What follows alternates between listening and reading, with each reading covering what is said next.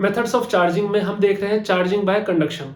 अब देखो कंडक्शन मतलब क्या होता है, इलेक्ट्रिसिटी का कंडक्ट हो पाना, चार्ज का फ्लो हो पाना। तो यहां पर चार्ज का फ्लो कौन कराते हैं, कंडक्टर्स कराते हैं। और ये जनरली क्या होते हैं, मेटल्स होते हैं। और ये क्यों करा पाते हैं चार्ज का फ्लो, क्योंकि इनके पास क्या होते हैं, फ्री इलेक्ट्रॉन्स होते हैं। अब वोल्टेज क्या होता है और चार्ज के साथ इसका कैसा रिलेशन होता है, इसके लिए ऑलरेडी मैंने वीडियो बनाया हुआ है, आपको ऊपर आई बटन में मिल जाएगा, मैंने लिंक तो कर दिया है, क्लिक कर लेना आप उसको, या इस चैप्टर मतलब इस लेक्चर के लास्ट में आपको मिल जाएगा।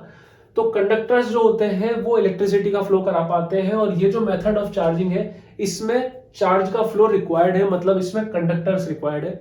होता क्या है, आपके पास दो अलग अलग कंडक्टर्स हैं, ये दो अलग अलग कंडक्टर्स हैं, एक के ऊपर चार्ज है, ये चार्ज है बहुत सारा, तो इसको आप बोलोगे चार्ज्ड कंडक्टर। और इस पे चार्ज नहीं है, दोनों इंसुलेटिंग पैड पे रखे हुए हैं, मतलब इनसे करंट जमीन में फ्लो नहीं होगा। इस पे चार्ज है, इस पे चार्ज नहीं है, मतलब इस पे वोल्टेज है और इस पे वोल्टेज नहीं है। इसका वोल्टेज जीरो है, इसका वोल्टेज क्या है, जीरो, V इक्वल्स टू इसका है जीरो। और मान लो इसका वोल्टेज है 100 वोल्ट, इस पे समथिंग कुछ भी चार्ज होगा, मैं क्यू बोल देता हूं उसको, क्यू चार्ज है, और इस पे चार्ज क्यू कितना है, जीरो है, कुछ भी चार्ज नहीं है, कुछ भी चार्ज नहीं है इसलिए वोल्टेज जीरो है, कुछ चार्ज है इसलिए इसका वोल्टेज है। ये मेथड कैसे काम करेगा, जब आप इन दोनों को कनेक्ट करोगे, ये कनेक्ट किया आपने, ये हो गया, वायर से कनेक्ट कर दिया, एक वायर है इलेक्ट्रिकल वायर, ठीक है। अब देखो क्या हो रहा है, यहां पर एक्सेस ऑफ चार्ज है, एक्सेस ऑफ चार्ज होने की वजह से इनमें आपस में हो रहा है रिपल्शन, ये जाना चाह रहे हैं एक दूसरे से दूर, ताकि इस सिस्टम की एनर्जी क्या हो सके, कम हो सके। पास पास में रहने की वजह से रिपल्शन हो रहा है, उसकी वजह से पोटेंशियल एनर्जी इंक्रीज हो रही है इनकी। तो कोई भी सिस्टम अपनी पोटेंशियल एनर्जी को डिक्रीज करके रखना चाहता है due to increase in stability. तो पहले इनको जगह नहीं मिल रही थी, क्योंकि आसपास क्या थी, या तो हवा या फिर वैक्यूम, और हवा और वैक्यूम दोनों ही कैसे होते हैं, इंसुलेटर होते हैं। इसको आपने वायर से टच किया, जैसे ही वायर से टच किया कनेक्टिंग वायर से, तो इसने देखा अरे यहां पर भी तो मेटल है, और ये तो बिल्कुल खाली पड़ा है। ये कुछ वैसा ही है कि एक बस है जिसमें 1 2 3 4 5 6 7 8 पैसेंजर ज्यादा बैठे हुए, और इनको लगा अरे पास में बिल्कुल अपने जैसी तो बस है, तो ऐसा करो आधे शिफ्ट हो जाओ। तो आधे शिफ्ट हो गए, जैसे आप इसको टच करोगे क्या हुआ, आधे क्या हो गए, शिफ्ट हो गए, यहां पर ये हो गया आधे शिफ्ट।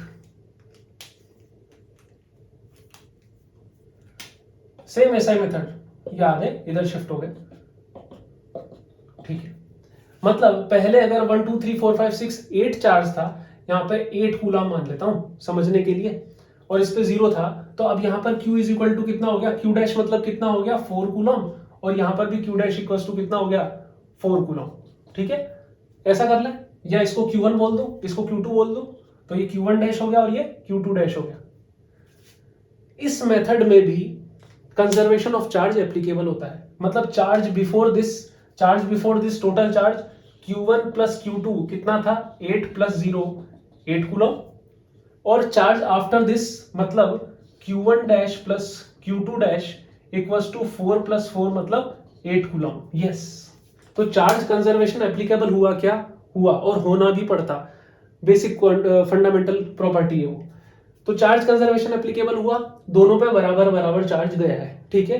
अभी इस केस में गया है, हमेशा जाए जरूरी नहीं है, तो इसलिए वीडियो पूरा ध्यान से समझना। यहां पर बराबर बराबर चार्ज गया है, क्योंकि दोनों के दोनों जो थे ना मेटल्स, या दोनों जो कंडक्टर्स थे वो कैसे थे, आइडेंटिकल, इसलिए दोनों पर कैसा चार्ज गया है, बराबर चार्ज गया है। अब हम बात कर लेते हैं वोल्टेज की। देखो क्या होता है एक्चुअली में, क्या होता है, ये तो मैंने आपको बस वाला कंसेप्ट बता दिया कि बस में 8 लोग एक्स्ट्रा थे, 4 चले गए। एक्चुअली में जब एक चार्ज बॉडी को एक अनचार्ज बॉडी से आप कनेक्ट करते हो, तो एक चार्ज बॉडी से चार्ज का फ्लो उस अनचार्ज बॉडी पे होना स्टार्ट होता है ड्यू टू चेंज इन, या due to difference in voltage. Voltage difference, इसका वोल्टेज है 100, इसका वोल्टेज है 0। तो पहले एक चार्ज गया, मान लो इसका वोल्टेज थोड़ा डाउन होगा, मान लो 90 हुआ, फिर एक और चार्ज गया, मान लो इसका वोल्टेज 90 से 80 हो गया, फिर एक और गया तो 70 हुआ, फिर एक और गया, ऐसे करते करते मान लो इसका वोल्टेज हो गया 50, चार्ज उधर गए, तो इसका भी कितना हो गया 50, इसका भी कितना हो गया 50, और इसका भी कितना हो गया 50 वोल्ट। तो अब दोनों का वोल्टेज कैसा हो गया, सेम। तो आप वायर को कनेक्ट रहने दो, भले ऐसा नहीं है कि हमें बहुत ध्यान से करना पड़ता है इसको कि वायर हटाना एकदम से, नहीं, आप कनेक्टेड रहने दो, फिर चार्ज का फ्लो कैसा हो जाएगा, बंद हो जाएगा, अभी जैसे जब ये चार्ज का फ्लो हो रहा है इनिशियली, आप इस वायर को हाथ लगाओगे झटका आ सकता है, लेकिन जब इधर भी 50 वोल्ट है, इधर भी 50 वोल्ट है और आप पकड़ रहे हो तो झटका नहीं आएगा। हाँ, आप इंसुलेटर पे खड़े होने चाहिए, वरना आपसे चार्ज जमीन में चल जाएगा, है ना। यहाँ पे चीज है कि 50 वोल्ट आ गया, दोनों का आधा आधा आ गया। अब देखो चीजें बहुत सारी है, अच्छे से समझना। मैंने क्या बोला था, चार्ज कंजर्व रहता है। दोबारा बताऊं वो लाइन क्या थी कि जब एक चार्ज कंडक्टर को एक अनचार्ज कंडक्टर के साथ टच किया जाएगा, फिजिकली कांटेक्ट किया जाएगा, तो एक चार्ज कंडक्टर से अनचार्ज कंडक्टर की तरफ करंट का फ्लो होगा, चार्ज का फ्लो होगा, तब तक होगा जब तक कि दोनों का वोल्टेज कैसा नहीं हो जाए, सेम ना हो जाए। ये वोल्टेज का डिफरेंस ही तो है जो चार्ज का फ्लो करा रहा है। एक कंडीशन ऐसी आएगी जब दोनों का वोल्टेज क्या हो जाएगा, सेम हो जाएगा, और उस केस में चार्ज का फ्लो होना रुक जाएगा।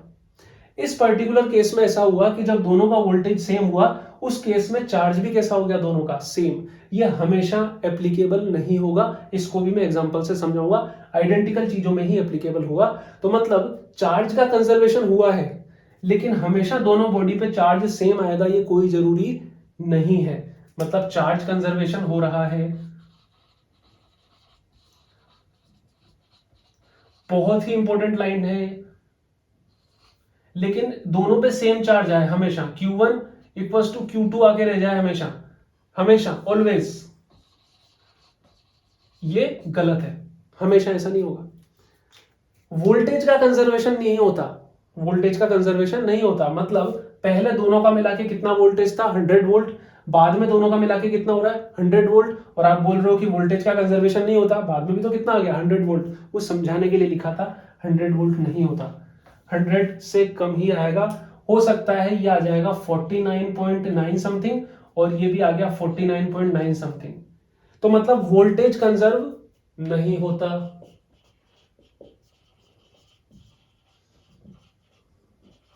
लेकिन वोल्टेज दोनों का क्या होगा, V1 डैश और ये V2 डैश, दोनों का वोल्टेज कैसा होगा, सेम होगा।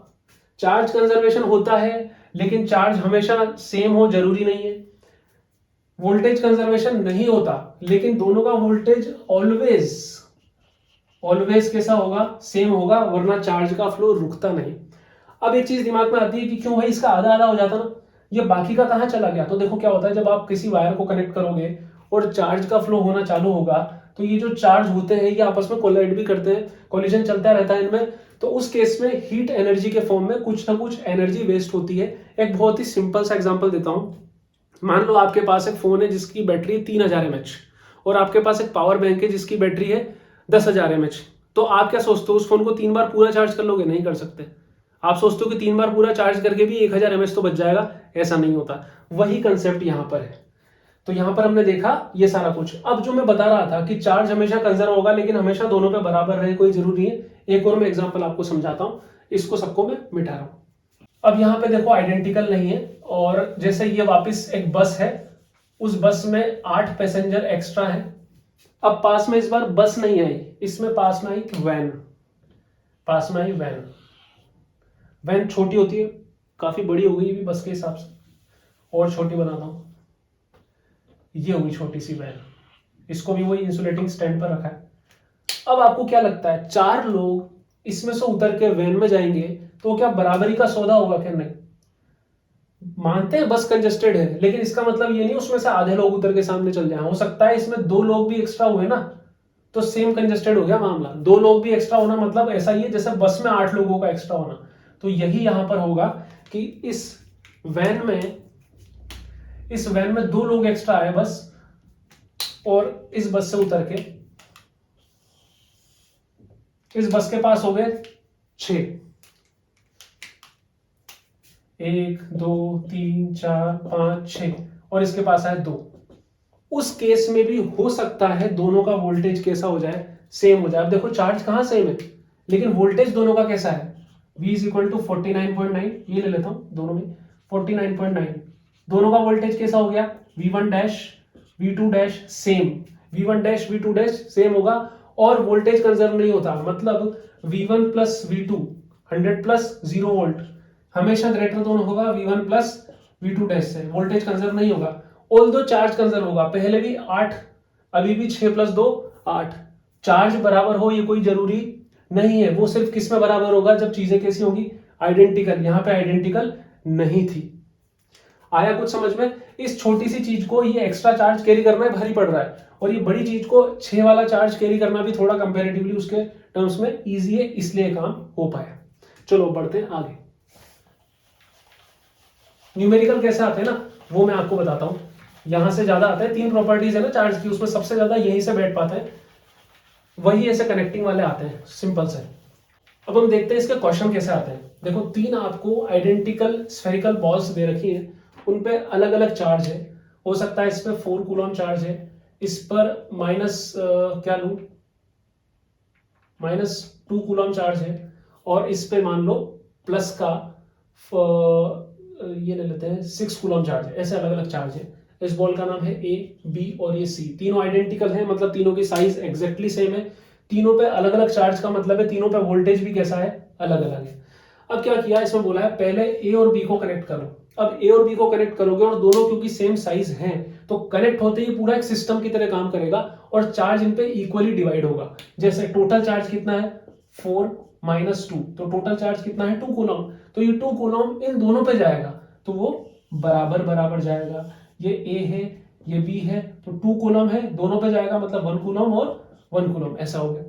उसके बाद में आपसे बोला हुआ कि इन दोनों को कनेक्ट किया, तो इन दोनों को कनेक्ट करोगे तो टोटल चार्ज कितना है 1 + 6 7 कूलम। टोटल चार्ज जाएगा कितने पे, 2 पे, मतलब डिवाइड बाय 2 3.5 कूलम। तो इस बी पे कितना हो जाएगा 3.5, और इस सी पे कितना हो जाएगा 3.5, और इस पे कितना है ऑलरेडी 1।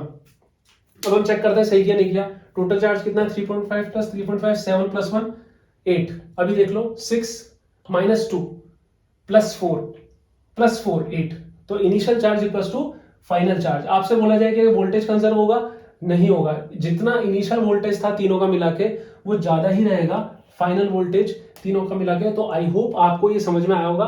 थोड़ा लंबा बन गया होगा वीडियो, पर अच्छे से समझ में आया होगा। इस चैनल को जरूर से सब्सक्राइब करें। और महावीर नगर में मैं कोचिंग रन करता हूं, अगर आपको ऑफलाइन आके यहाँ पढ़ना है तो आप पढ़ सकते हैं। कॉन्टैक्ट नंबर में हमेशा डालता हूं, आप इंक्वायरी कर सकते हैं। Bye bye, thank you.